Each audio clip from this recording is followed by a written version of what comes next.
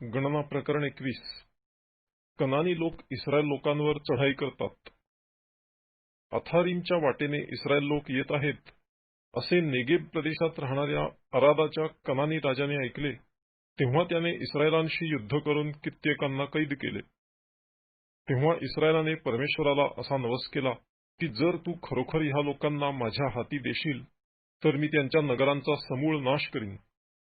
इस्रायलाचे हे म्हणणे ऐकून परमेश्वराने कनानी लोकांना त्याच्या हाती दिले आणि त्याने त्यांचा व त्यांच्या नगरांचा समूळ नाश केला. म्हणून त्या स्थानाचे नाव हर्मा म्हणजे विनाश असे पडले. आगे साप. मग होर डोंगरापासून कूच करून अदोम देशाला वळसा घालून जाण्यासाठी त्यांनी तांबड्या समुद्राकडचा मार्ग धरिला. त्या वाटेत लोकांचे मन अधीर झाले. ते परमेश्वराविरुद्ध व मोशेविरुद्ध असे बोलू लागले की तुम्ही आम्हाला मिस्र देशातून काढून ह्या रानात मरावयाला कशाला आणले? येथे तर अन्न नाही व पाणीही नाही आणि ह्या हलक्या अन्नाला आम्ही कंटाळलो आहोत.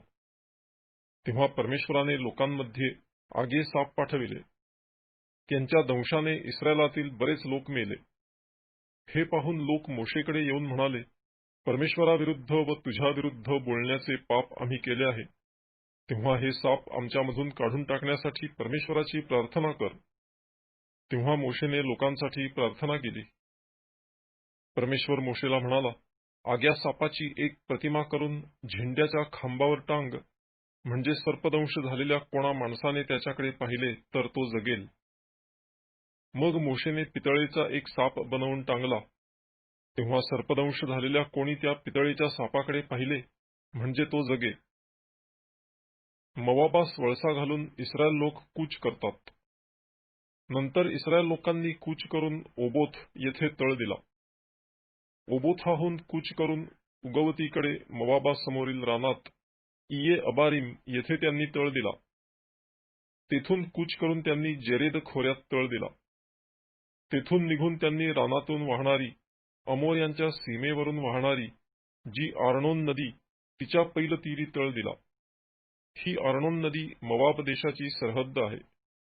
ती मोवाबी व अमोरी ह्यांच्यामधील सरहद्दीवरून वाहते. ह्यामुळे परमेश्वराचे संग्राम नावाच्या ग्रंथात येण्याप्रमाणे लिहिले आहे. सुफातला वाहेब व आर्नोनेची खोरी आणि आर येथील वस्तीपर्यंत व मोवाबाच्या सरहद्दीपर्यंत पसरत पसरत गेलेली त्या खोऱ्यांची उतरण. तेथून कूच करून ते बएर म्हणजे विहीर येथे गेले. ज्या विहिरीविषयी परमेश्वराने मोशेला सांगितले होते की लोकांना एकत्र कर म्हणजे मी त्यांना पाणी देईन, तीच ही विहीर होय. त्या समयी इस्रायलाने हे गीत गायले, हे विहीर उसळून ये, तिला उद्देशून गा. राजदंडाने व आपल्या काठ्यांनी सरदारांनी ही विहीर खणिली. इस्रायलातील अमीरांनी ही खोदिली. मग ते रानातून मत्तनाला गेले आणि मत्तनाहून नाहालीएलास आणि नाहालीएलाहून बामोथास गेले आणि बामोथाहून कूच करून रानापुढील पिसगाच्या माथ्यापाशी असलेल्या मोवाबाच्या मैदानातील खोऱ्यापर्यंत ते जाऊन पोहोचले. इस्रायल लोक सिहोनास जिंकतात. अनुवाद प्रकरण 2 पदे 26 ते 37. मग इस्रायलाने अमोऱ्यांचा राजा सिहोन ह्याला जासुदांच्या हाती सांगून पाठविले की आम्हाला तुझ्या देशातून पलीकडे जाऊ दे. आम्ही आजूबाजूला वळून कोणत्याही शेतात किंवा द्राक्षमळ्यात पाऊल टाकणार नाही किंवा विहिरीचे पाणी पिणार नाही. आणि तुझ्या हद्दीतून बाहेर पडेपर्यंत आम्ही केवळ राजमार्गानेच जाऊ. पण सिहोनाने इस्रायलास आपल्या देशातून जाऊ दिले नाही. आपले सर्व लोक जमा करून इस्रायलाशी सामना करण्यासाठी तो निघाला आणि रानाकडे आला. त्याने याहस येथे येऊन इस्रायलांशी लढाई केली. तेव्हा इस्रायलाने त्याच्यावर तलवार चालविली आणि आर्नोनेपासून अम्मोनी लोकांच्या सरहद्दीवरील यब्बोक नदीपर्यंत त्याचा देश काबीज केला. परंतु अम्मोनी लोकांची सरहद्द मजबूत होती. ह्याप्रमाणे इस्रायलाने अमोऱ्यांची ही सर्व नगरे घेतली. अमोऱ्यांच्या सर्व नगरात म्हणजे हेशबोनात व आसपासच्या गावात इस्रायल वस्ती करून राहिला. हेशबोन हे अमोऱ्यांचा राजा सिहोन ह्याचे नगर होते. त्याने मोवाबाच्या पूर्वीच्या राजाशी लढाई करून अर्नोनेपर्यंतचा त्याचा सर्व देश काबीज केला होता.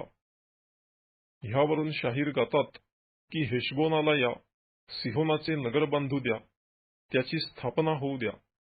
कारण हेशबोनातून अग्नी निघाला आहे, सिहोनाच्या नगरातून ज्वाला निघाली आहे. तिने मोवाबाचे आर आणि अर्नोनेच्या गढ्यांचे स्वामी भस्म करून टाकले आहेत. हे मोवाबा, तू हाय हाय करशील. कमोशाचे लोक हो, तुम्ही नष्ट झाला. त्याने आपल्या मुलांना पळपुटे होऊ दिले आणि आपल्या कन्या अमोऱ्यांचा राजा सिहोन ह्याच्या बंदीत पडू दिल्या आहेत. आम्ही त्यांना बाण मारिले आहेत. दिबोनापर्यंत हेशबोनाचा नाश झाला आहे आणि नोफापर्यंत सर्व देश आम्ही उजाड केल्यावर मेदबापर्यंत आग पसरली आहे. इस्रायल लोक बाशानाच्या ओगास जिंकतात. अनुवाद प्रकरण 3 पदे 1 ते 11. ह्याप्रमाणे इस्रायल लोक अमोऱ्यांच्या देशात वस्ती करून राहिले. मग मोशेने याजेर नगराचा भेद काढण्यासाठी हेर पाठविले. इस्रायल लोकांनी त्याच्या आसपासची गावे हस्तगत करून तेथल्या अमोऱ्यांना देशाबाहेर हाकून लाविले. नंतर तेथून वळून ते बाशानाच्या वाटेने जाऊ लागले. तेव्हा बाशानाचा राजा ओग त्यांच्याशी सामना करावयाला आपले सर्व लोक घेऊन निघाला आणि एद्रेई येथे युद्धास उभा राहिला. पण परमेश्वर मोशेला म्हणाला, त्याला भिवू नको, कारण मी त्याला, त्याच्या सर्व लोकांना व त्याच्या देशाला तुझ्या हाती दिले आहे.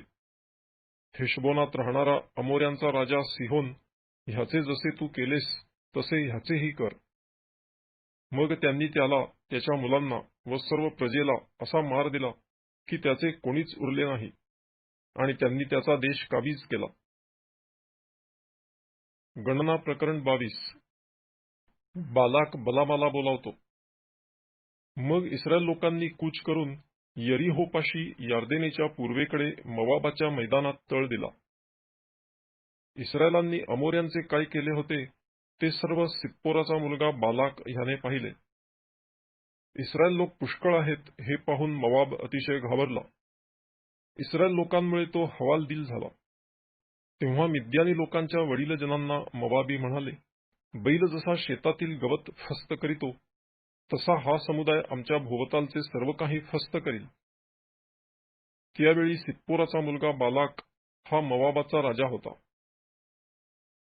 बौराचा मुलगा बलाम आपल्या भाऊबंदांच्या प्रदेशात फरात नदीकाठच्या पथोर नगरात राहत होता. त्याला बोलावण्यासाठी बालाकाने दूत पाठवून कळविले की पहा, मिस्र देशाहून लोकांचा समुदाय आला असून त्यांनी भूतल झाकून टाकिले आहे आणि ते माझ्या समोर राहत आहेत. म्हणून तू अवश्य येऊन माझ्याकरिता ह्या लोकांना शाप दे, कारण हे माझ्यापेक्षा प्रबळ आहेत. तू असे केलेस तर कदाचित मी प्रबळ होईन आणि त्यांच्यावर मारा करून त्यांना देशातून घालवून देण्यास समर्थ होईन. कारण मला ठाऊक आहे की ज्याला तू आशीर्वाद देतोस त्याला आशीर्वाद मिळतो व ज्याला तू शाप देतोस त्याला शाप लागतो. मग मोवाबी वडील व मिद्यानी वडील शकून पाहण्यासाठी दक्षिणा घेऊन निघाले. त्यांनी बलामकडे जाऊन त्याला बालाकाचा निरोप सांगितला. तेव्हा तो त्यांना म्हणाला, आज रात्री येथे वस्तीस राहा. परमेश्वर मला सांगेल त्याप्रमाणे मी तुम्हाला उत्तर देईन. तेव्हा मोवाबी सरदार बलामाच्या घरी उतरले.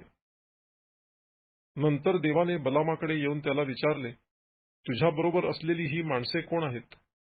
बलामाने देवाला उत्तर दिले, मोवाबाचा राजा सिप्पोराचा मुलगा बालाक ह्याने मला असा निरोप पाठविला आहे की पहा, मिस्र देशाहून लोकांचा समुदाय आला असून त्याने भूतल झाकून टाकिले आहे. तर आता तू येऊन माझ्याकरिता त्यांना शाप दे. तू तसे केलेस तर त्यांच्याशी लढून मला त्यांना कदाचित हाकून लाविता येईल. देव बलामास म्हणाला, तू ह्यांच्याबरोबर जाऊ नको व त्या लोकांना शाप देऊ नको, कारण ते आशीर्वादित लोक आहेत. सकाळी उठल्यावर बलामाने बालाकाच्या सरदारांना सांगितले, आपल्या देशी परत जा, कारण तुमच्याबरोबर यावयास परमेश्वराने मला मनाई केली आहे. तेव्हा मोवाबी सरदार मार्गस्थ झाले आणि बालाकाकडे जाऊन म्हणाले की बलाम आमच्याबरोबर येण्यास कबूल नाही. मग बालाकाने पहिल्यापेक्षा जास्त व अधिक प्रतिष्ठित सरदार पुन्हा पाठविले. ते बलामाकडे जाऊन म्हणाले, सिप्पोराचा मुलगा बालाक ह्याची विनंती आहे की माझ्याकडे येण्यास काही अनुमान करू नको. मी खात्रीने तुझा मोठा सन्मान करीन, तरी तू अवश्य येऊन माझ्याकरिता ह्या लोकांना शाप दे. बलाम बालाकाच्या सेवकांना म्हणाला, बालाकाने आपले घर भरून सोने रुपे मला दिले, तरी परमेश्वर माझा देव ह्याच्या शब्दाबाहेर मला कमी जास्त काही एक करता येत नाही. तरी पण कृपा करून आज रात्री तुम्ही येथे राहा, म्हणजे परमेश्वर मला आणखी काही सांगतो की काय ते मला कळेल. रात्री देव बलामाकडे येऊन त्याला म्हणाला, हे पुरुष तुला बोलवायाला आलेले असतील तर त्यांच्याबरोबर जा, मात्र जे मी तुला सांगेन तेवढेच कर. देवाचा दूत आणि बलामाची गाढवी. बलाम सकाळी उठला आणि आपल्या गाढवीवर खोगीर घालून मवाबी सरदारांबरोबर गेला. पण तो गेल्यामुळे देवाचा कोप भडकला आणि त्याला अडविण्यासाठी परमेश्वराचा दूत वाटेत त्याला अडवा आला. बलाम गाढवीवर बसलेला होता आणि बरोबर त्याचे 2 सेवक होते. परमेश्वराचा दूत उपसलेली तरवार हाती घेऊन वाटेत उभा असल्याचे त्या गाढवीने पाहिले, तेव्हा ती वाट सोडून शेतात शिरली. तिला पुन्हा वाटेवर आणण्यासाठी बलामाने तिला मारिले. मग द्राक्षमळ्यांच्या मधील बोळात परमेश्वराचा दूत उभा राहिला. बोळाच्या दोन्ही बाजूस कुंपणाच्या भिंती होत्या. परमेश्वराच्या दूताला पाहून ती गाढवी भिंतीला अशी लगटली की बलामाचा पाय भिंतीशी चेंगरला. म्हणून त्याने तिला पुन्हा मारिले. मग परमेश्वराचा दूत आणखी पुढे गेला आणि जेथे उजवीकडे किंवा डावीकडे वळावयाला मुळीच जागा नव्हती अशा अरुंद ठिकाणी उभा राहिला. तेथे परमेश्वराच्या दूताला पाहून ती गाढवी बलामासकट खाली बसली, म्हणून बलामाने रागास पेटून आपल्या काठीने तिला झोडपले. तेव्हा परमेश्वराने त्या गाढवीला वाचा दिली. ती बलामाला म्हणाली, मी तुझे काय केले म्हणून तू 3दा मला मारिले?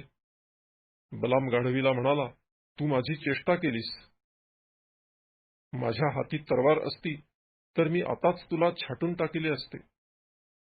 गाढवी बलामाला म्हणाली, तू सुरुवातीपासून जिच्यावर बसत आलास तीच मी तुझी गाढवी आहे ना? तुझ्याशी मी कधी अशी वागले काय? तो म्हणाला, नाही. तेव्हा परमेश्वराने बलामाचे डोळे उघडिले आणि परमेश्वराचा दूत उपसलेली तरवार हाती घेऊन वाटेत उभा आहे हे पाहून बलामाने नमन करून लोटांगण घातले. परमेश्वराचा दूत त्याला म्हणाला, तू 3 वेळा आपल्या गाढवीला का मारिले? पहा, तुला अडविण्यासाठी मी पुढे सरसावलो आहे, कारण तुझे आचरण मला विपरीत दिसते. मला पाहून ती गाढवी माझ्यासमोरून 3दा बाजूला हटली. ती बाजूला हटली नसती तर खात्रीने आताच मी तुला मारून टाकले असते व तिला जिवंत ठेविले असते. बलाम परमेश्वराच्या दूताला म्हणाला, मी पाप केले आहे. तू माझ्या विरुद्ध वाटेत उभा आहेस हे मला ठाऊक नव्हते. तुला हे वाईट दिसत असेल तर मी आपला परत जातो. परमेश्वराचा दूत बलामाला म्हणाला, ह्या मनुष्यांबरोबर जा, मात्र जे शब्द मी तुला सांगेन तेवढेच बोल. मग बलाम बालाकाच्या सरदारांबरोबर गेला. बलाम आणि बालाक. बलाम आल्याचे ऐकून बालाक त्याचे स्वागत करण्यासाठी अर्नोन नदी तीरी देशाच्या अगदी सीमेवर असलेल्या मवाब नगराकडे गेला. बालाक बलामाला म्हणाला, मी तुला मोठ्या निकडीचे बोलावणे पाठविले होते ना? माझ्याकडे का नाही आलास? तुला साजेसा सन्मान करण्यास मी समर्थ नाही काय? बलाम बालाकाला म्हणाला, पहा, मी तुझ्याकडे आलो आहे खरा, पण मला स्वतःला काही बोलण्याचे सामर्थ्य आहे काय? जे वचन देव माझ्या तोंडी घालील तेच मी बोलेन. मग बलाम बालाकाबरोबर गेला व ते किर्यात हसोत येथे आले. तेथे बालाकाने गुरामेंढरांचे बली अर्पिले आणि बलाम व त्याच्याबरोबर असलेल्या सरदारांकडे वाटे पाठविले. सकाळी बालाक बलामाला बआलाच्या उंच स्थानी घेऊन गेला व तेथून त्याने इस्रायल लोकांचा जवळचा पसारा पाहिला. गणना प्रकरण 23. मग बलाम बालाकाला म्हणाला, माझ्यासाठी येथे 7 वेद्या बांध आणि माझ्यासाठी 7 गोऱ्हे व 7 मेंढे तयार ठेव. बलामाच्या सांगण्याप्रमाणे बालाकाने केले आणि बालाक व बलाम ह्यांनी प्रत्येक वेदीवर एक एक गोऱ्हा व एक एक मेंढा अर्पिला. तेव्हा बलाम बालाकाला म्हणाला, तू आपल्या होमबलीपाशी उभा राहा, मी जरा जाऊन येतो. कदाचित परमेश्वर मला दर्शन देईल. जे काही तो मला सांगेल ते मी तुला कळवीन. असे म्हणून तो एका उजाड टेकडीवर गेला. बलाम इस्रायल लोकांस आशीर्वाद देतो. देवाने बलामाला तेथे दर्शन दिले. तेव्हा बलाम त्याला म्हणाला, मी 7 वेद्या तयार केल्या आहेत आणि प्रत्येक वेदीवर एक एक गोऱ्हा व एक एक मेंढा अर्पिला आहे. तेव्हा परमेश्वराने बलामाच्या तोंडी शब्द घातले व म्हटले, बालाकाकडे परत जा आणि ह्याप्रमाणे बोल. तो त्याच्याकडे परत गेला. तेव्हा पहा, बालाक व सर्व मोवाबी सरदार हे आपल्या होमबलीपाशी उभे होते. बलाम काव्य रूपाने आपला संदेश देऊ लागला. बालाकाने मला अरामाहून मोवाबाच्या राजाने मला पूर्वेकडील डोंगरवटीहून बोलावून आणले आहे. ये, मज प्रित्यर्थ याकोबाला शाप दे. ये, इस्रायलाला धमकी दे. ज्याला देवाने शाप दिला नाही त्याला मी शाप कसा देऊ? ज्याला परमेश्वराने धमकी दिली नाही त्याला मी धमकी कशी देऊ? डोंगर माथ्यावरून ते माझ्या दृष्टीस पडत आहेत. टेकड्यांवरून मी त्यांना पाहत आहे. पहा, हे राष्ट्र अलिप्त राहणारे आहे.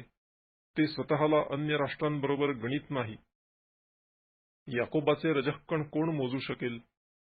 इस्रायलाच्या 4थ्या भागाची तरी गणती कोण करू शकेल? नीतिमानाप्रमाणे मला मृत्यू येवो, माझा अंत त्याच्यासारखा होवो. ह्यावर बालाक बलामाला म्हणाला, तू माझ्याशी असा का वागलास? माझ्या शत्रूंना शाप देण्यासाठी मी तुला येथे आणले आणि तू तर त्यांना आशीर्वादच दिलास. त्याने म्हटले, परमेश्वर जे काही माझ्या मुखात घालील तेवढेच मी जपून बोलले पाहिजे ना? बालाक त्याला म्हणाला, चल, माझ्याबरोबर दुसऱ्या ठिकाणी ये. तेथून ते तुझ्या दृष्टीस पडतील, पण ते सर्व तुला दिसावयाचे नाहीत, केवळ अगदी कडेकडेचे दिसतील.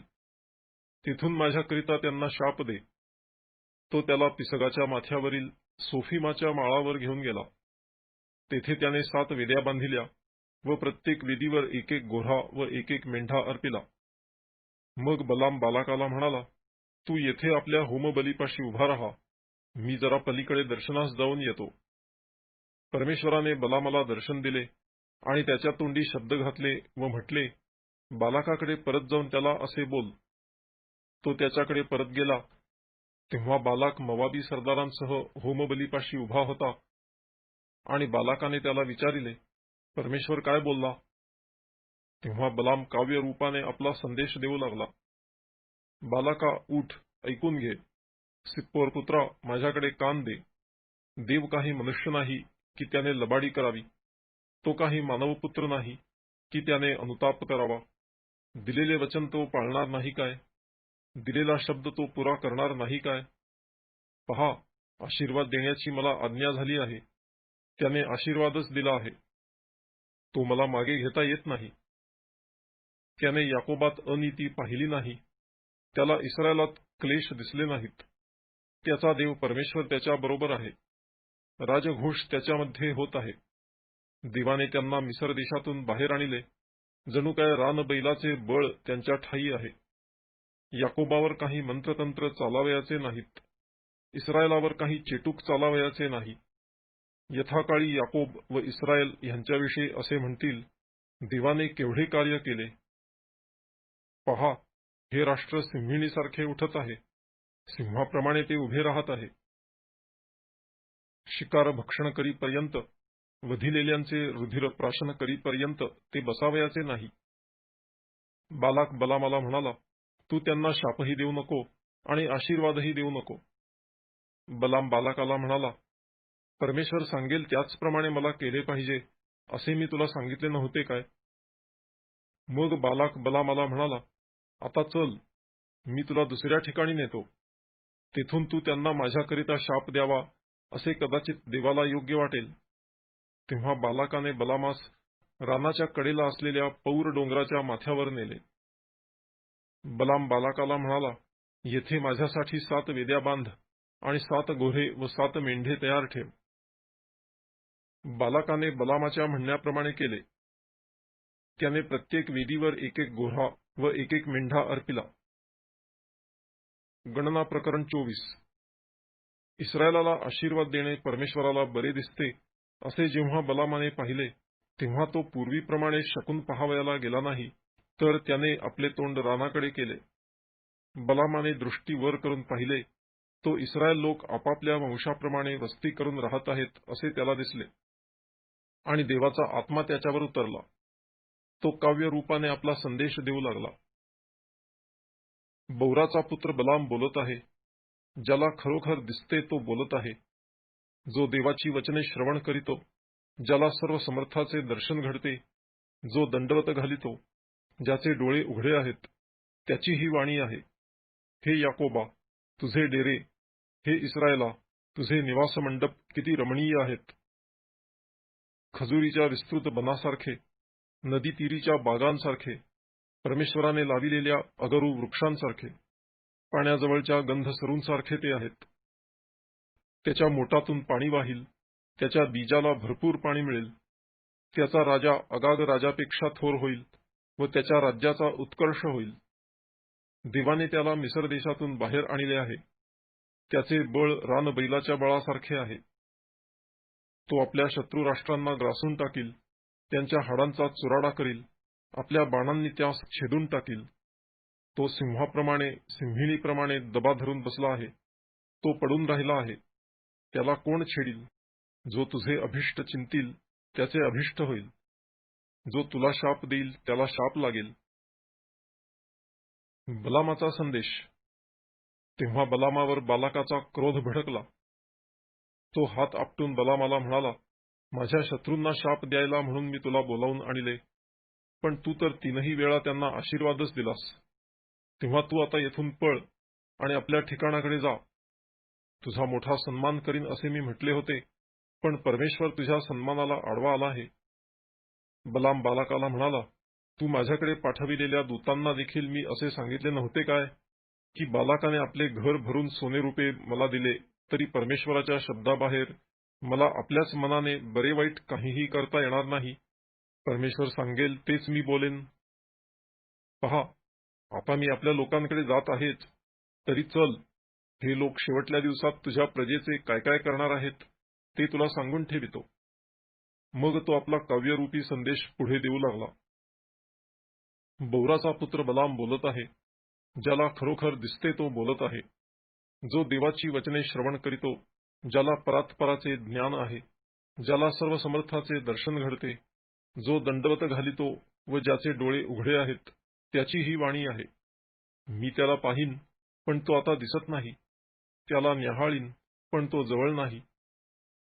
याकोबातून एक तारा उदय पावेल आणि इस्रायलातून एक राजदंड निघेल. तो मोवाबाचा कपाळ मोक्ष करील, सर्व बंडखोरांना चित करील. त्याचे शत्रू अदोम व सेईर हे त्याच्या ताब्यात येतील, तोवर इस्रायल आपला प्रभाव दाखविल. याकोबातून एक नियंता निघेल, तो नगरातल्या उरलेल्या लोकांचा संहार करील. मग अमालेकास उद्देशून त्याने आपला काव्यरूपी संदेश दिला. अमालेक राष्ट्रांमध्ये श्रेष्ठ होता, पण शेवटी तोही लयास जाईल. मग केनी राष्ट्राला उद्देशून त्याने आपला काव्यरूपी संदेश दिला. तुझे वसतिस्थान तर मजबूत आहे, तुझे घरटे खडकात आहे, तरी काईन उजाड होईल. अश्शूर तुला बंदिवान करून नेण्यास किती विलंब लावील. तो आपला काव्यरूपी संदेश पुढे चालवून म्हणाला, हाय हाय, देव हे घडवून आणील, तेव्हा कोणाचा जीव वाचेल. तरी किती ह्यांच्या किनाऱ्यावरून जहाजे येतील, ती अश्शूरास व एबेरास त्रस्त करीतील, तरी शेवटी त्यांचाही नाश होईल. तेव्हा बलाम उठून आपल्या ठिकाणी परत गेला आणि बालाकही मार्गस्थ झाला. गणना प्रकरण 25. इस्रायल लोक बआल पौराची उपासना करतात. इस्रायल लोक शिट्टीमात राहत असता ते मोवाबी कन्यांशी व्यभिचार करू लागले. त्या स्त्रिया त्यांना आपल्या देवांच्या यज्ञास बोलावू लागल्या. तेथे ते भोजन करून त्यांच्या देवांना नमन करू लागले. अशा प्रकारे इस्रायल लोक बआल पौराच्या भजनी लागले. म्हणून परमेश्वराचा कोप त्यांच्यावर भडकला. आणि परमेश्वर मोशेला म्हणाला, लोकांच्या सर्व प्रमुखांना पकडून परमेश्वराकरिता त्यांना भर दिवसा फाशी दे. म्हणजे परमेश्वराचा इस्रायलांवर भडकलेला राग जाईल. तेव्हा मोशे इस्रायलांच्या न्यायाधीशांना म्हणाला, तुम्ही प्रत्येकाने आपापल्या ताब्यातले जे पुरुष बआल पौराच्या भजनी लागलेले आहेत त्यांचा वध करावा. त्यावेळेस पहा, मोशेसमोर व दर्शन मंडपाच्या दाराशी इस्रायलाची सर्व मंडळी जमून रडत असताना एका इस्रायली पुरुषाने एक मिद्यानी बाई त्यांच्या समक्ष आपल्या भाऊबंधांकडे आणली. ते पाहून अहरोन याजकाचा नातू एलाजाराचा मुलगा फिनहास ह्याने मंडळीतून उठून हाती बर्ची घेतली आणि तो त्या इस्रायल पुरुषाच्या पाठोपाठ डेऱ्याच्या आतील खोलीत शिरला आणि त्याने त्या उभयतास म्हणजे त्या इस्रायल पुरुषाला आणि त्या बाईला तिच्या पोटात बर्चीने आरपार भुसकले. त्यामुळे इस्रायल लोकांमध्ये पसरलेली मरी थांबली, तरी मरीने 24,000 लोक मेले. मग परमेश्वर मोशेला म्हणाला, इस्रायल लोकांपैकी अहरोन याजकाचा नातू एलाजाराचा मुलगा फिनहास ह्याने त्यांच्यामध्ये माझ्या ईर्षेने पेटून इस्रायल लोकांवरील माझा संताप दूर केला, म्हणून मी आपल्या ईर्षेने त्यांचा संहार केला नाही. म्हणून त्याला असे सांग की मी त्याच्याशी आपला शांतीचा करार करीतो. त्याच्यासाठी व त्याच्या मागून त्याच्या संततीसाठी हा निरंतरच्या याजकपदाचा करार होय. कारण आपल्या देवाविषयी तो ईर्षावान होऊन त्याने इस्रायल लोकांसाठी प्रायश्चित्त केले. मिद्यानी बाईबरोबर ठार मारण्यात आलेल्या इस्रायली पुरुषाचे नाव जिमरी होते. हा सालूचा मुलगा असून शिमोनी वंशातला आपल्या वडिलाच्या घराण्यातील सरदार होता. जिवे मारण्यात आलेल्या मिद्यानी बाईचे नाव कजबी होते. एका मिद्यानी घराण्याचा प्रमुख सूर ह्याची ती मुलगी होती. मग परमेश्वर मोशेला म्हणाला, मिद्यान्यांचा पिच्छा पुरवून त्यांच्यावर मारा कर, कारण पौराच्या बाबतीत व कजबीच्या बाबतीत त्यांनी तुम्हाला भुरळ घालून त्रस्त केले आहे. कजबी ही एका मिद्यानी सरदाराची मुलगी असून मिद्यान्यांची जातबहीण होती. पौरामुळे मरी उद्भवली त्या दिवशी तिला जिवे मारिले. गणना प्रकरण 26. मोवाब देशात इस्रायल लोकांची शिरगणती. मरी येऊन गेल्यावर परमेश्वर मोशेला आणि अहरोन याजकाचा मुलगा एलाजार ह्याला म्हणाला, इस्रायलात जे 20 वर्षांचे किंवा त्याहून अधिक वयाचे असून युद्धास लायक असतील, त्यांच्या वाडवडिलांच्या घराण्यांप्रमाणे त्या सर्व इस्रायल लोकांच्या मंडळीची गणती करा. त्याप्रमाणे मोशे आणि एलाजार याजक हे यरीहोपाशी यार्देन नदीतीरी मोवाबाच्या मैदानात त्यांना म्हणाले की मिस्र देशातून मोशे व इस्रायल लोक आले होते तेव्हा त्यांना परमेश्वराने आज्ञा केली होती, त्याप्रमाणेच आताही 20 वर्षांच्या किंवा त्याहून अधिक वयाच्या पुरुषांची गणती करा. इस्रायलाचा ज्येष्ठ पुत्र रऊबेनाच्या मुलांपासून जी कुळे निर्माण झाली तीही. हनोख ह्याचे हनोखी कुळ, पल्लू ह्याचे पल्लुवी कुळ, हसरोन ह्याचे हसरोनी कुळ, कर्मी ह्याचे कर्मी कुळ. ही रऊबेनी कुळे. त्यांची गणती केली ती 43,730 भरली. पल्लूचा मुलगा अलियाबचे मुलगे नमुवेल, दाथान व अबिराम. हे दाथान व अबिराम मंडळीतले निवडक पुरुष होते. कोरहाच्या टोळीने परमेश्वराला विरोध केला तेव्हा ह्यांनी त्या टोळीत सामील होऊन मोशे व अहरोन ह्यांना विरोध केला होता. ज्या समयी ती 250 पुरुषांची टोळी अग्नीत भस्म होऊन मरण पावली, त्या समयी पृथ्वीने आपले तोंड उघडून कोरहाबरोबर त्यांनाही गिळून टाकिले व ते चिन्हादाखल झाले. तरी पण कोरहाचे मुलगे मेले नव्हते. शिमोनाच्या मुलांपासून जी कुळे निर्माण झाली तीही. नमुवेलाचे नमुवेली कुळ, यामिनाचे यामिनी कुळ, जेरहाचे जेरही कुळ, शौलाचे शौली कुळ. ही शिमोनी कुळे. ह्यांचे 22,200 लोक भरले. गादाच्या मुलांपासून जी कुळे निर्माण झाली तीही. सफोनाचे सफोनी कुळ, हग्गीचे हग्गी कुळ, शूनीचे शूनी कुळ, आजनीचे आजनी कुळ, एरीचे एरी कुळ, अरोदाचे अरोदी कुळ, अरेलीचे अरेली कुळ. ही गादी कुळे. ह्यांची गणती केली ती 40,500 भरली. एर व ओनान हे यहुदाचे मुलगे होते. एर व ओनान कनान देशात मरण पावले. यहुदाच्या इतर मुलांपासून जी कुळे निर्माण झाली तीही. शेला ह्याचे शेलानी कुळ, पेरेसाचे पेरेसी कुळ, जेरहाचे जेरही कुळ, पेरेसाच्या वंशजांची कुळे ही, हेस्रोनाचे हेस्रोनी कुळ, हमूलाचे हमूली कुळ, ही यहुदाची कुळे. ह्यांची गणती केली ती 76,500 भरली. इस्साखाराच्या मुलांपासून जी कुळे निर्माण झाली ती ही, तोला ह्याचे तोलाई कुळ, पुवा ह्याचे पुवी कुळ, याशुबाचे याशुबी कुळ, शिम्रोनाचे शिम्रोनी कुळ, ही इस्साखाराची कुळे. ह्यांची गणती केली ती 64,300 भरली. जबुलूनाच्या मुलांपासून जी कुळे निर्माण झाली ती ही, सेरेदाचे सेरेदी कुळ, एलोनाचे एलोनी कुळ, याहलेलाचे याहलेली कुळ, ही जबुलूनाची कुळे. ह्यांची गणती केली ती 60,500 भरली.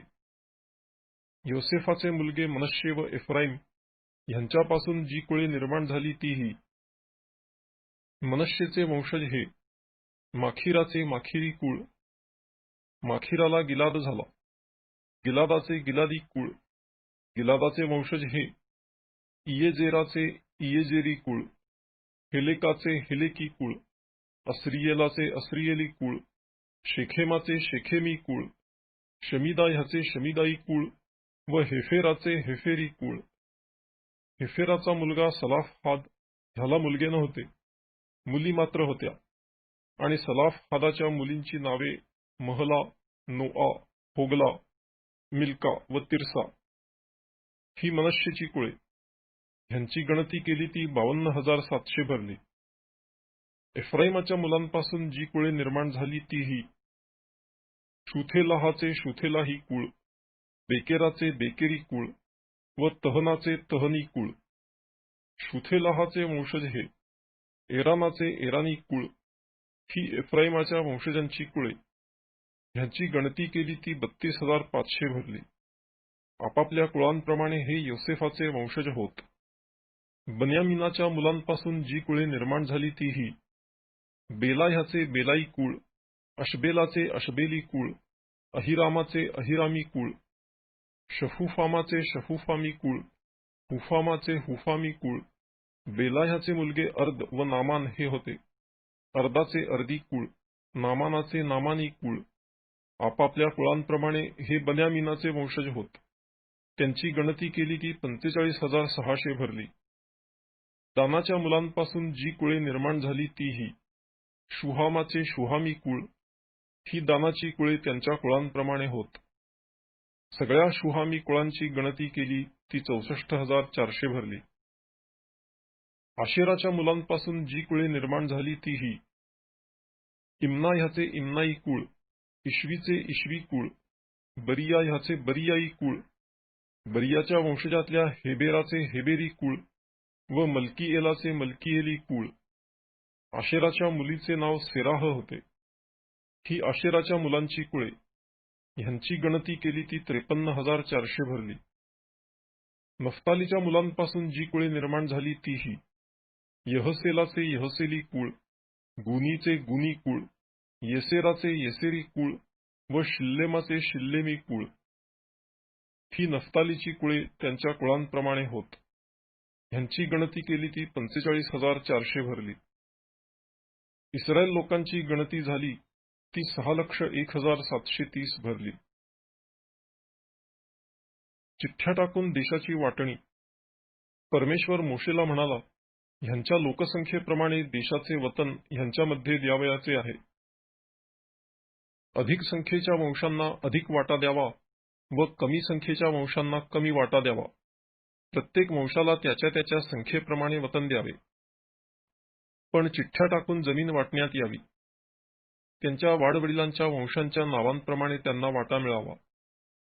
ते संख्येने अधिक असोत किंवा कमी असोत, त्यांची वतने चिठ्ठ्या टाकून वाटण्यात यावी. लेव्यांचे घराणे. लेव्यांपैकी ज्यांची गणती त्यांच्या कुळांप्रमाणे झाली ते हे, गेर्शोनाचे गेर्शोनी कुळ, कहाथाचे कहाथी कुळ व मरारीचे मरारी कुळ. लेव्यांची कुळे, लिब्नी कुळ, हेब्रोनी कुळ, महली कुळ, मुशी कुळ व कोरही कुळ. कहाथाला अमराम झाला. अमरामाच्या स्त्रीचे नाव योखबेद होते. ही लेवीची मुलगी होती. ती त्याला मिस्र देशात झाली होती. तिला अमरामापासून अहरोन व मोशे आणि त्यांची बहीण मिरियाम ही झाली. अहरोनाला नादाब, अबिहू, एलाजार व इथामार हे झाले. नादाब व अबिहू ह्यांनी परमेश्वरासमोर अशास्त्र अग्नी नेला तेव्हा ते ठार झाले. लेव्यांपैकी 1 महिन्याचे व त्यापेक्षा अधिक वयाच्या पुरुषांची गणती केली ते 23,000 भरले. इस्रायल लोकांबरोबर त्यांची गणती केली नव्हती, कारण त्यांना इस्रायल लोकांबरोबर वतन दिले नव्हते. पहिल्या शिरगणतीतले कालेब व यहोशवा मात्र हयात. मोशे व एलाजार याजक ह्यांनी मोवाबाच्या मैदानात यरीहोपाशी यर्देन नदीतीरी इस्रायल लोकांची गणती केली ती इतकी भरली. सिनाय रानात मोशे व अहरोन याजक ह्यांनी इस्रायल लोकांची गणती केली होती. त्यात ज्यांची गणती झाली होती त्यांच्यापैकी एकही पुरुष ह्या गणतीत नव्हता, कारण परमेश्वराने त्यांच्याविषयी सांगितले होते की ते रानातच मरतील. यफुन्नेचा मुलगा कालेब व नूनाचा मुलगा यहोशवा ह्यांच्याशिवाय त्यांच्यातला एकही पुरुष जिवंत राहिला नव्हता. गणना प्रकरण 27. सलाफहादाच्या मुलींची विनंती. मग योसेफाचा मुलगा मनश्शे ह्याच्या कुळातला सलाफहाद बिन हेफेर बिन गिलाद बिन माखीर ह्याच्या मुली पुढे आल्या. त्यांची नावे ही महला, नोआ, होगला, मिल्का व तिरसा. मोशे, एलाजार याजक, सरदार व सर्व मंडळी ह्यांच्यासमोर दर्शन मंडपाच्या दारापाशी त्या उभ्या राहून म्हणाल्या, आमचा बाप रानात मरण पावला. ज्या मंडळीने कोरहाच्या टोळीत सामील होऊन परमेश्वराला विरोध केला होता, तिच्यात तो नव्हता, तर तो आपल्याच पापाने मेला. त्याला मुलगे नव्हते, पण त्याला मुलगे नव्हते एवढ्यावरूनच आमच्या बापाचे नाव त्याच्या कुळातून का गाळावे? आम्हालाही आमच्या बापाच्या भाऊबंदांबरोबर वतन द्या. मोशेने त्यांचे हे प्रकरण परमेश्वरापुढे मांडिले. परमेश्वर मोशेला म्हणाला, सलाफहादाच्या मुली बोलतात ते बरोबर आहे. त्यांच्या बापाच्या भाऊबंदांबरोबर तू त्यांना अवश्य वतन भाग द्यावा. त्यांच्या बापाचा वाटा त्यांच्या नावे कर. तू इस्रायल लोकांना असे सांग, कोणी मनुष्य निपुत्रिक मेला तर त्याचे वतन त्याच्या मुलीला द्यावे. त्याला मुलगी नसली तर त्याचे वतन त्याच्या भावांना द्यावे. त्याला भाऊ नसले तर त्याचे वतन त्याच्या चुलत्यांना द्यावे. त्याला चुलते नसले तर त्याच्या कुळापैकी सर्वात जवळचा जो नातलग असेल त्याला ते वतन द्यावे, म्हणजे तो ते भोगील. परमेश्वराने मोशेला आज्ञा केल्याप्रमाणे इस्रायल लोकांसाठी हा विधी व निर्णय समजावा. मोशे आपल्या पश्चात यहोशवास नेता नेमतो. अनुवाद प्रकरण 31 पदे 1 ते 8. परमेश्वर मोशेला म्हणाला, ह्या अबारीम पर्वतावर तू चढून जा व जो देश मी इस्रायल लोकांना देऊ केलेला आहे तो तेथून पहा. तो पाहिल्यावर तुझा भाऊ अहरोन जसा आपल्या पूर्वजांस जाऊन मिळाला त्याप्रमाणे तूही आपल्या पूर्वजांस जाऊन मिळशील. कारण सीन रानात मंडळीचे भांडण झाले त्यावेळी त्या झऱ्यापाशी त्यांच्यासमोर माझे पावित्र्य प्रगट करावे म्हणून जी माझी आज्ञा होती तिच्या विरुद्ध तुम्ही बंड केले. सीन रानातील कादेश येथील मरीबा नावाचा हा झरा. मोशे परमेश्वरास म्हणाला, सर्व देहधारी आत्म्यांचा देव जो परमेश्वर, त्याने ह्या मंडळीवर एका पुरुषाची नेमणूक करावी. तो त्यांच्या पुढे बाहेर जाईल व त्यांच्या पुढे आत येईल. तो त्यांना बाहेर नेईल व त्यांना आत आणील. असे केले तर परमेश्वराची मंडळी मेंढपाळ नसलेल्या शेरडान मेंढरांप्रमाणे होणार नाही. तेव्हा परमेश्वर मोशेला म्हणाला, नूनाचा मुलगा यहोशवा ह्याला घेऊन त्याच्यावर आपला हात ठेव. त्याच्या ठायी माझा आत्मा वसत आहे. एलाजार याजक व सर्व मंडळी ह्यांच्यासमोर त्याला उभे करून त्यांच्या देखत त्याला अधिकारारूढ कर. आपला काही अधिकार त्याला दे, म्हणजे इस्रायल लोकांची सारी मंडळी त्याचे मानील.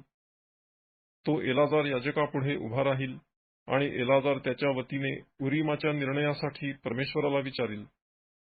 यहोशवाच्या आज्ञेप्रमाणे सर्व मंडळी म्हणजे तो स्वतः व त्याच्यासहित सर्व इस्रायल लोक पुढे जातील आणि त्याच्या आज्ञेप्रमाणे ते मागे येतील. परमेश्वराच्या आज्ञेप्रमाणे मोशेने केले. त्याने यहोशवाला घेऊन एलाजार याजक व सर्व मंडळी ह्यांच्यासमोर उभे केले आणि परमेश्वराने मोशेच्या द्वारे आज्ञा केल्याप्रमाणे त्याने त्याच्यावर हात ठेवून त्याला अधिकारारूढ केले. गणना प्रकरण 28. दैनिक अर्पणे.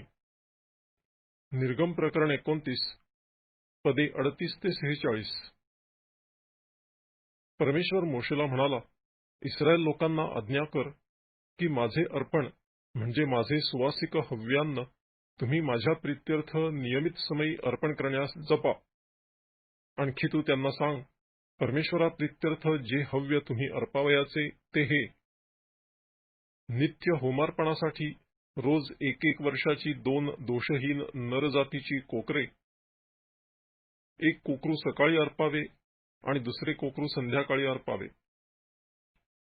आणि हातकुटीच्या पावहीन तेलात मळलेल्या 1 एफा सपीठाचे अन्नार्पण करावे. हा नित्याचा होमबली परमेश्वराला सुवासिक हव्य व्हावा असे सिनाय पर्वतावर विहित केले होते. त्याबरोबरचे पेयार्पण 1 कोकरामागे पावहीन असावे. म्हणजे परमेश्वरासाठी पवित्रस्थानी मदिरेचे पेयार्पण तू ओतावे. दुसरे कोकरू संध्याकाळी अर्पावे.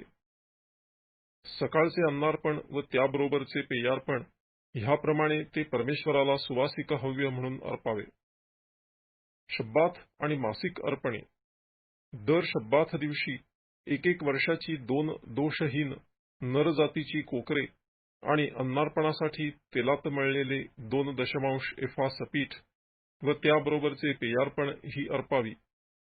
नित्य होमार्पण व त्याबरोबरचे पेयार्पण ह्याखेरीज आणखी हा होमबली दर शब्बात दिवशी अर्पावा. प्रत्येक महिन्याच्या प्रतिपदेस परमेश्वराप्रीत्यर्थ होमार्पण करावे. 2 गोऱ्हे, 1 मेंढा आणि 1 वर्षाची नरजातीची 7 दोषहीन कोकरे अर्पावी. प्रत्येक गोऱ्ह्यामागे अन्नार्पण म्हणून तेलात मळलेले 3 एफा सपीठ आणि प्रत्येक मेंढ्यामागे अन्नार्पण म्हणून तेलात मळलेले 2 एफा सपीठ आणि प्रत्येक कोकरामागे अन्नार्पण म्हणून तेलात मळलेले 1 एफा सपीठ अर्पण करावे. हा सुवासिक होमबली परमेश्वराप्रीत्यर्थ हव्य होईल. त्याबरोबरची पेयार्पणे ही असावी: गोऱ्ह्यामागे अर्धा हिन, मेंढ्यामागे 1/3 हिन आणि कोकरामागे 1/4 हिन द्राक्षारस. वर्षातील प्रत्येक महिन्यात होमबली अर्पावयाचा तो हा होय. आणखी परमेश्वराप्रीत्यर्थ पापार्पण म्हणून 1 बकरा अर्पावा. नित्य होमार्पण व त्याबरोबरचे पेयार्पण ह्याखेरीज आणखी तो अर्पावा. नेमून दिलेल्या सणात करावयाची अर्पणे. लेवीय प्रकरण 23 पदे 1 ते 44. पहिल्या महिन्याच्या चतुर्दशीस परमेश्वराचा वल्हांडण सण पाळावा. तसाच ह्या महिन्याच्या 15व्या दिवशीही सण पाळावा. 7 दिवस बेखमीर भाकर खावी. पहिल्या दिवशी पवित्र मेळा भरवावा व त्या दिवशी कसलेही अंगमेहनतीचे काम करू नये. ह्या दिवशी तुम्ही परमेश्वराप्रीत्यर्थ 1 हव्य म्हणजे होमार्पण करावे. 2 गोऱ्हे, 1 मेंढा व 1 वर्षाची नरजातीची 7 कोकरे अर्पावी. ही दोषहीन असावी. त्याबरोबरचे अन्नार्पण तेलात मळलेल्या सपीठाचे असावे. गोऱ्ह्यामागे 3 एफा आणि मेंढ्यामागे 2 एफा अर्पावे आणि 7 कोकरांपैकी प्रत्येक कोकरामागे 1 एफा अर्पावे. तुमच्यासाठी प्रायश्चित्त व्हावे म्हणून पापार्पणाकरिता 1 बकरा अर्पावा. सकाळचे होमार्पण म्हणजे नित्य होमार्पण ह्याखेरीज ही पण अर्पावी. ह्या प्रकारे 7 दिवसपर्यंत दररोज तुम्ही परमेश्वराला सुवासिक हव्यान्न अर्पावे. नित्य होमार्पण व त्याबरोबरचे पेयार्पण ह्याशिवाय आणखी हे पण अर्पावे. 7व्या दिवशी तुम्ही पवित्र मेळा भरवावा आणि त्या दिवशी कसलेही अंगमेहनतीचे काम करू नये. सप्ताहांच्या सणात प्रथम पीक अर्पिण्याच्या दिवशी तुम्ही परमेश्वराला नव्या अन्नाचे अर्पण कराल, तेव्हा पवित्र मेळा भरवावा. त्या दिवशी कसलेही अंगमेहनतीचे काम करू नये, पण परमेश्वराला सुवास यावा म्हणून 1 होमार्पण करावे. 2 गोऱ्हे, 1 मेंढा व 1 वर्षाची नरजातीची 7 कोकरे आणि त्याबरोबरचे अन्नार्पण तेलात मळलेल्या सपीठाचे असावे. प्रत्येक गोऱ्ह्यामागे 3 एफा व मेंढ्यामागे 2 एफा आणि त्या 7 कोकरांपैकी प्रत्येक कोकरामागे 1 एफा सपीठ अर्पावे. तुमच्यासाठी प्रायश्चित्त व्हावे म्हणून एक बकरा अर्पावा. ही दोषहीन असावी. आणि नित्य होमार्पण व त्याबरोबरचे अन्नार्पण ह्याखेरीज ही व ह्याबरोबरची पेयार्पणे अर्पावी. गणना प्रकरण 29.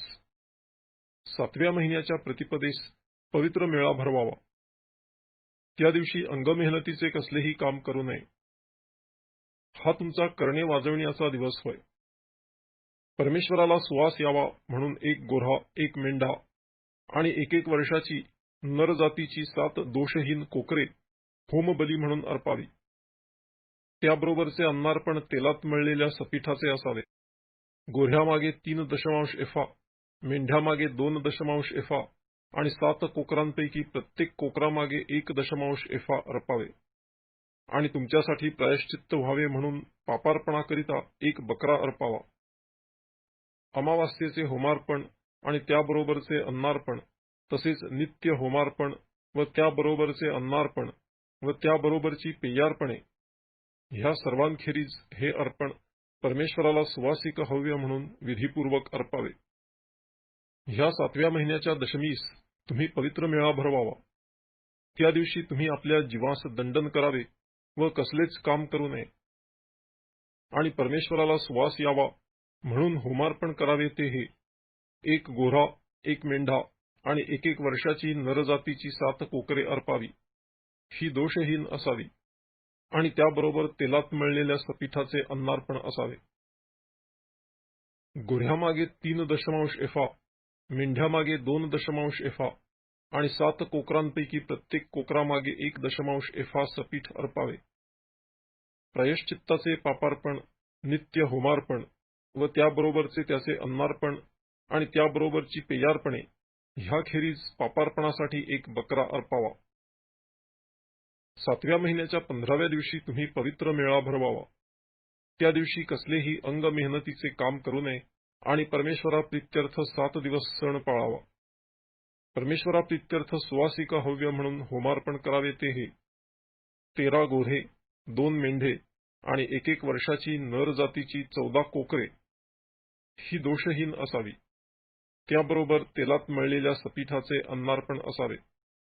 13 गोऱ्ह्यांपैकी प्रत्येक गोऱ्ह्यामागे 3 एफा, 2 मेंढ्यांपैकी प्रत्येक मेंढ्यामागे 2 एफा आणि 14 कोकरांपैकी प्रत्येक कोकरामागे 1 एफा सपीठ अर्पावे. आणि पापार्पण म्हणून 1 बकरा अर्पावा.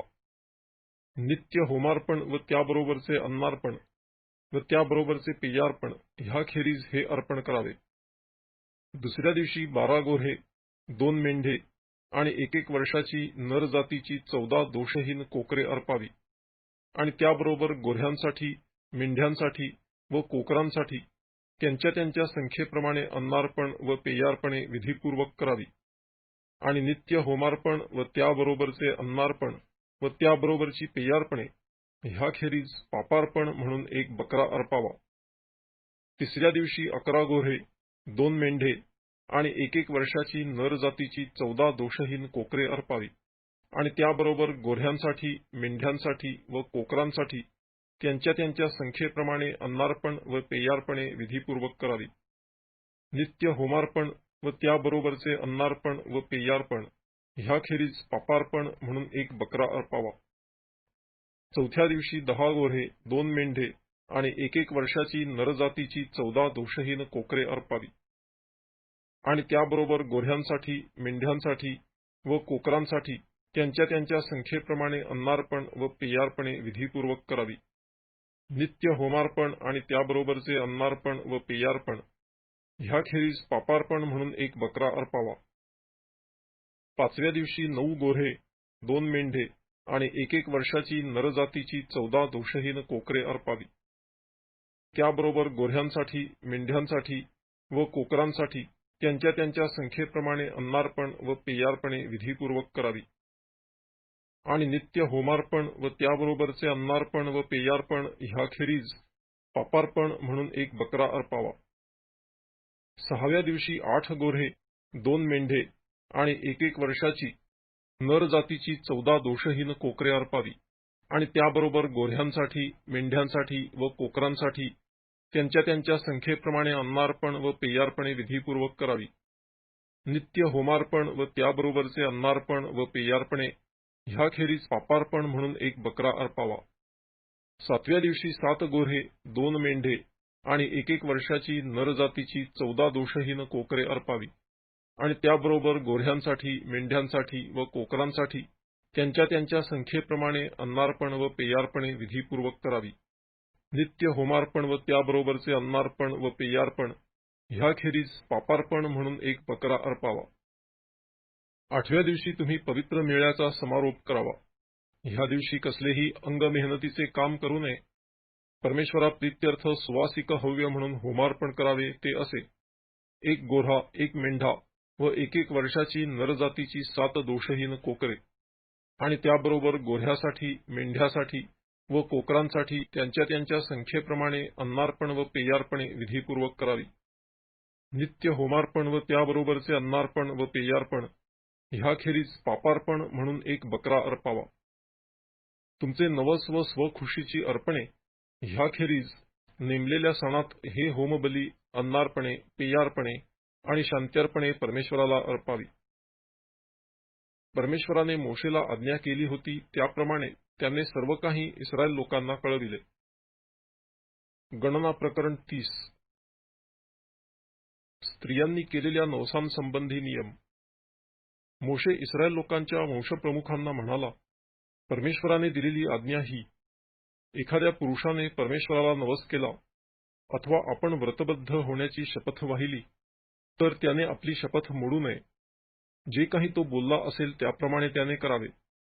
त्याचप्रमाणे एखादी स्त्री तरुणपणात आपल्या बापाच्या घरी असताना परमेश्वराला नवस करून व्रतबद्ध झाली असेल आणि तिचा नवस आणि ज्या वचनाने ती व्रतबद्ध झाली ते ऐकून तिचा बाप काही बोलला नसेल तर तिचे सर्व नवस कायम राहतील. आणि ज्या बंधनांनी तिने स्वतःला बद्ध करून घेतले असेल तीही कायम राहतील. पण ते ऐकून तिच्या बापाने तिला मनाई केली तर तिचे नवस किंवा ज्या कोणत्याही बंधनाने तिने आपणास बद्ध करून घेतले असेल त्यापैकी कोणतेही कायम राहणार नाही. तिच्या बापाने तिला मनाई केली म्हणून परमेश्वर तिला क्षमा करील. तिने नवस केल्यावर किंवा ती अविचाराने व्रतबद्ध झाल्यावर तिचा विवाह झाला आणि तिच्या नवसाविषयी ऐकून तिचा पती काही बोलला नाही तर तिचे नवस कायम राहतील आणि ज्या बंधनांनी तिने स्वतःला बद्ध करून घेतले असेल तीही कायम राहतील. पण तिच्या पतीने ते ऐकले त्याच दिवशी तिला मनाई केली तर तिने केलेले नवस आणि अविचाराने ज्या बंधनांनी तिने स्वतःला बद्ध करून घेतले असेल ती रद्द ठरतील आणि परमेश्वर तिला क्षमा करील. विधवेने किंवा टाकलेल्या स्त्रीने काही नवस केले तर ज्या बंधनांनी तिने स्वतःला बद्ध करून घेतले असेल ती कायम राहतील. एखाद्या स्त्रीने आपल्या पतीच्या घरी राहत असताना नवस केला अथवा शपथेने स्वतःला बद्ध करून घेतले व तिचा पती ते ऐकून काही बोलला नाही व त्याने तिला मनाई केली नाही तर तिचे सर्व नवस कायम राहतील व ज्या बंधनांनी तिने स्वतःला बद्ध करून घेतले असेल तीही कायम राहतील. पण नवऱ्याने ती ऐकली त्याच दिवशी ती रद्द केली तर तिच्या तोंडून जे नवस अथवा तिला बद्ध करणारी जी वचने निघाली असतील ती रद्द होतील. तिच्या नवऱ्याने ती रद्द केली आहेत म्हणून परमेश्वर तिला क्षमा करील. तिचा कोणताही नवस किंवा जीवाला दंडन करणारे कोणतेही व्रत तिचा पती कायम करील किंवा रद्द करील. दिवसामागून दिवस जात असता तिचा पती तिला काही बोलत नाही तर तो तिचे सर्व नवस आणि ज्या ज्या बंधनांनी तिने स्वतःला बद्ध करून घेतले असेल ती कायम करीतो. ती ऐकली त्याच दिवशी तो काही बोलत नाही ह्यावरून त्याने ती कायम केली आहेत असे समजावे. पण त्याने ऐकल्यानंतर पुढे ती रद्द केली तर त्याच्या स्त्रीच्या अपराधाची शिक्षा त्याने भोगावी. पती-पत्नी संबंधाच्या आणि पिता व त्याच्या घरी राहणारी त्याची अविवाहित कन्या ह्यांच्या संबंधाच्या ज्या विधींविषयी परमेश्वराने मोशेला आज्ञा दिली ते हे होत.